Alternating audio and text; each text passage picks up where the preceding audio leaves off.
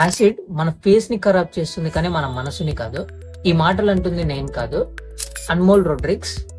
ఆమెకి 2 నెలల వయసు ఉన్నప్పుడు వాళ్ళ ఫాదర్ ఆమె వాళ్ళ మదర్ ని హైడ్రోక్లోరిక్ యాసిడ్ తో దాడి చేశారు. అన్ఫార్చునేట్లీ ఆ దాడిలో వాళ్ళ మదర్ చనిపోయారు, కానీ ఈమె సర్వైవ్ అయ్యారు. దాదాపు 5 సంవత్సరాలు హాస్పిటల్లోనే ఈమె ట్రీట్మెంట్ తీసుకున్న తర్వాత ఆమెను ఒక దత్తత కేంద్రానికి పంపించారు. అక్కడ కూడా తను ఎన్నో స్ట్రగుల్స్ ఫేస్ చేసింది.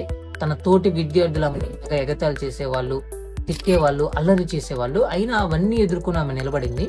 ఇప్పుడు కొన్ని సంవత్సరాల తర్వాత ఆమె లైఫ్ జర్నీని అందరితో పంచుకోవాలని చెప్పేసి సోషల్ మీడియాలోకి ఎంటర్ అయింది. తన పోస్టులన్నీ, తన ఫొటోస్ అన్ని పోస్ట్ చేసింది. అలా ఆమెకి పాజిటివ్ రెస్పాన్స్ రావడంతో సో ఆమె ఒక సెలబ్రిటీ లాగా అయిపోయింది. ఇప్పుడు ఆమె యాసిడ్ సాహస్ ఫౌండేషన్ కి హెడ్ గా ఉన్నారు. సో యాసిడ్ దాడిని ఎదుర్కొంటున్నటువంటి బాధితులందరికీ ఆమె హెల్ప్ చేస్తూ ఉంటారు.